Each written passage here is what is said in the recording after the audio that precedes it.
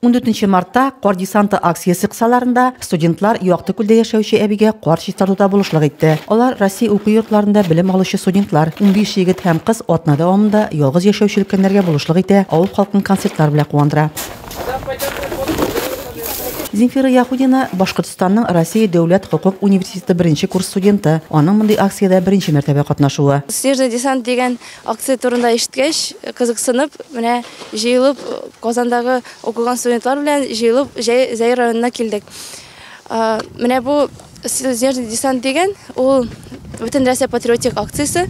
Аның төп максаты менә мохтаҗ булганнарга ярдәм итәргә. Балаларга концертлар куеп, аларның күңелен ачып, халыкны күреп, аларның нәрсә белән ярдәм итәләр, без шуның белән ярдәм итеп, булышырган да үзебезнең шундый максат белән килдек. Студентлар арасында якташларның булуы куандыра. Тумышы белән югары мәгълүмнән булган Илназ Шәймәрданов әлеге акциядә катнашуына бик шат. Ул Россия дәүләт гадел хөкем университетының Казан филиалы студенты.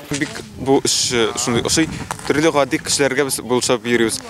Үзебезнең туган якларга да кайтабыз. Мәсәлән, кичә генә Аксар чипкә авылларына килгәндек. Анда туганнарны күреп, туганнарга булышып, бергә төрле эш эшләү бик күңелле. Ярты сәгать эчендә Пелагия әбинең ишек алды, йорт алды, кардан арындырылды.